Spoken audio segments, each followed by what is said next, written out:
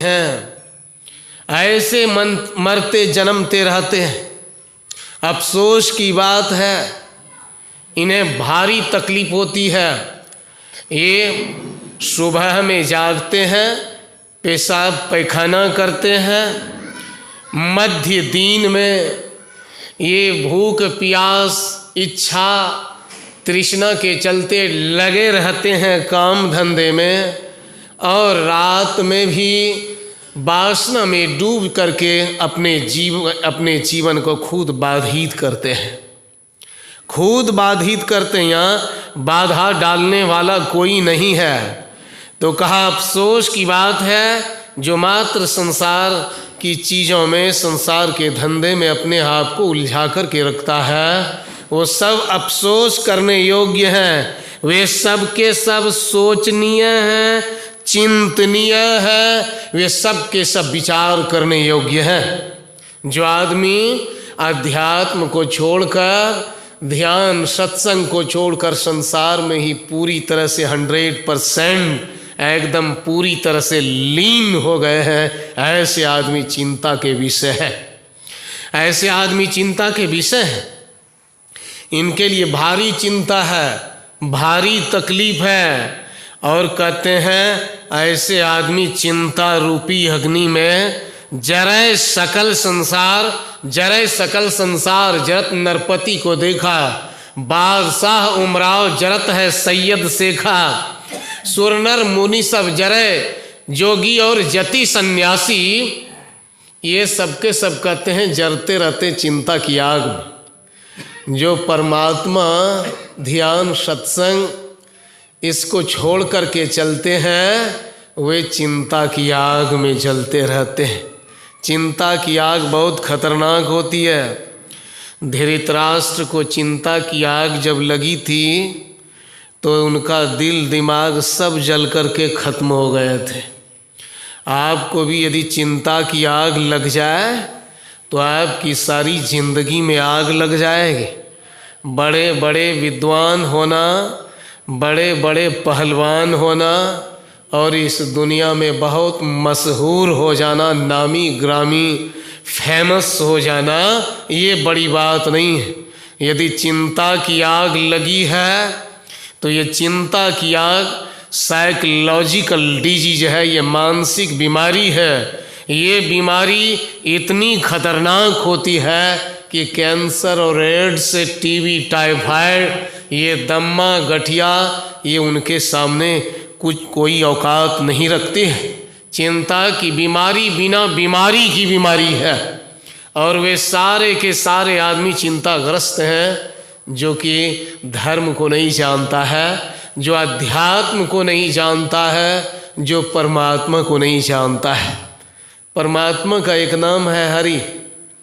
हरि का मतलब होता है वहन करने वाला, ढोने वाला, बोझा ढोने वाला, हरण करने वाला।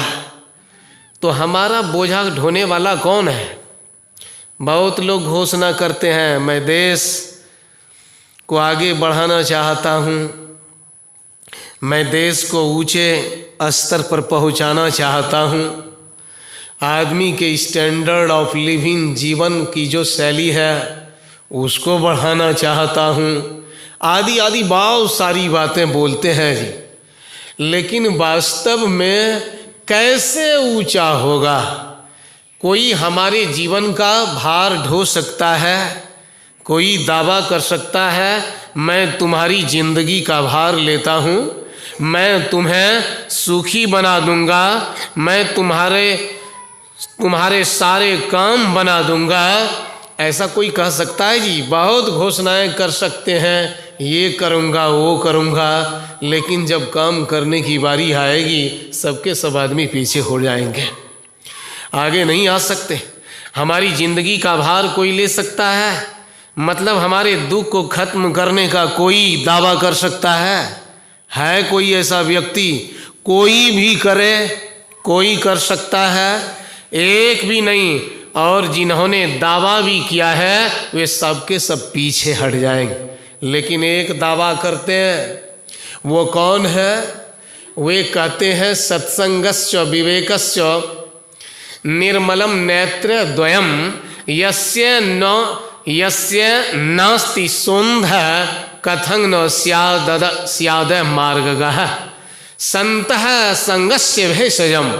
वही भगवान राम कहते हैं, देखो ये सत्संग जो है महात्मा की संगति, महात्मा का मतलब भी बताएंगे, एक ही बार में सारी बातें कितना बताना, धीरे धीरे। तो क्या करें, जो संत है, जो परमात्मा के भक्त हैं, संत कबीर महर्षि में ही ये सब जो है कहा, ये तुम्हारी जिंदगी का भार ढो सकते हैं, ये तुम्हारी जिंदगी का भार ढो सकते हैं। और ये कैसे हैं जानते हो?